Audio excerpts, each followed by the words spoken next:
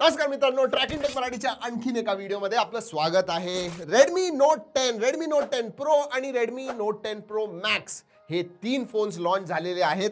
आणि मी तुम्हाला सांगू का, Redmi Note 10 तर ज्या प्राइसवरती आलेला आहे फारच जबरदस्त आहे. ह्या व्हिडिओमध्ये मी फुल रिव्ह्यू करणार आहे. गेले 8-10 दिवस आम्ही वापरतोय हा फोन. ह्या व्हिडिओमध्ये मी तुम्हाला सांगणार आहे की मला काय वाटलं 8-10 दिवस वापरल्यानंतर Redmi Note 10 Pro Max आणि Redmi Note 10 चा. Redmi Note 10 Pro आलेलाच नाही. पण मित्रांनो, त्या अगोदर जर का पहिल्यांदा आमच्या चॅनलवरती आला असाल, सबस्क्राईब करायला विसरू नका, बेल आयकॉन वाजवा, ऑल करा, म्हणजे आमच्या व्हिडिओचे सगळे नोटिफिकेशन तुम्हाला मिळतील जसं आम्ही एक नवीन व्हिडिओ अपलोड करू. बरं, एका लाईनीत सांगू का? एका लाईनीत सांगू, तीन फोन लॉन्च करण्याची गरज नव्हती. Redmi Note 10 Pro Max गरज नव्हती. 108 मेगापिक्सेल, फक्त एवढाच फरक आहे. 3,000 रुपयाने जास्त चार्ज केलेलं आहे आणि अंडर 20,000 3,000 रुपये हे मोठी गोष्ट असते.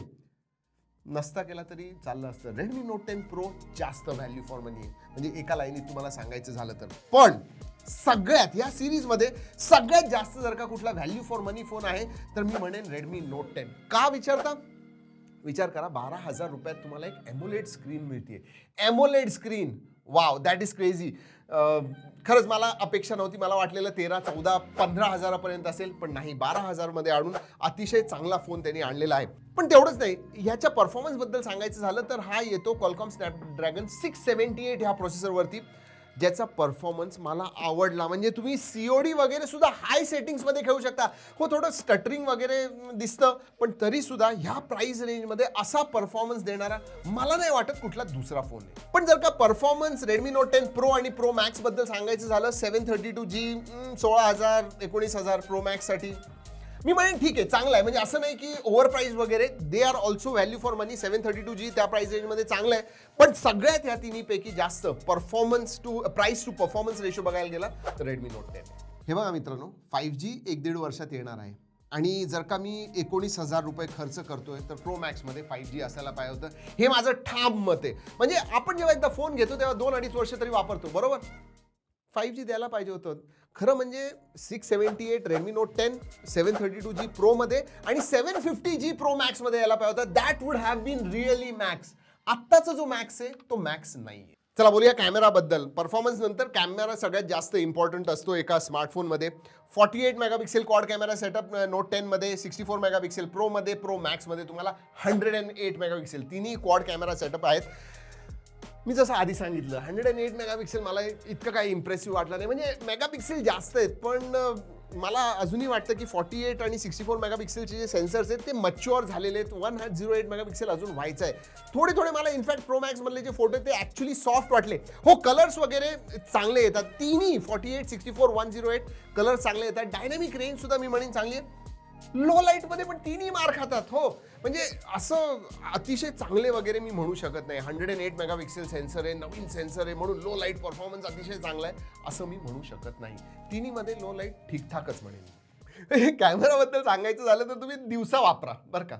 नाही, तसं दिवसा वापरण्याच्या बद्दल सांगायचं झालं तर ब्राईट आहे. म्हणजे डिस्प्ले, खरं सांगतो तुम्हाला, अक्षरशः सनलाईटमध्ये जरी तुम्ही वापरले तर ब्राईट आहेत, चांगले आहेत. I was impress. म्हणजे ह्या फोन्समध्ये डिस्प्ले ही सगळ्यात मोठी गोष्ट आहे. 120 हर्ट्स तुम्हाला प्रो आणि Pro Max मध्ये फास्ट रिफ्रेश रेट मिळतो. 60 हर्ट्स तुम्हाला नॉर्मल Redmi Note 10 मध्ये मिळतो, पण तिन्हीमध्ये तुम्हाला एमोलेड डिस्प्ले आहेत. Wow, that is absolutely wow. अजून एक गोष्ट वाव आहे ह्याच्यामध्ये, तिन्ही फोन्समध्ये मी म्हणेन, स्टिरिओ स्पीकर्स. हो, म्हणजे ग्रेट डिस्प्ले आणि स्टिरिओ स्पीकर्स, म्हणजे मल्टीमीडिया नेक्स्ट लेवलला जातो.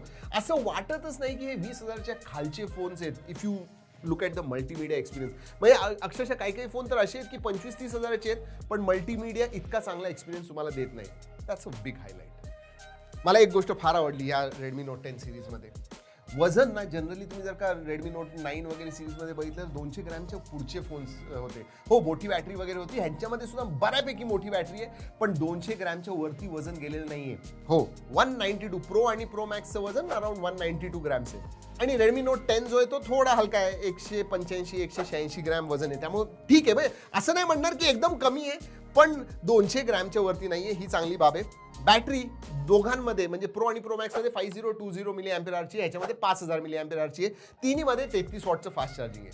So that is good. पण मित्रांनो, एक गोष्ट सांगू ना, जी अजिबात वाव नाहीये, म्हणजे खरं सांगायचं झालं तर रेडमीने हे फोन्स लॉन्च करण्याच्या अगोदर त्याच्यावरती काम करायला पाहिजे होतं.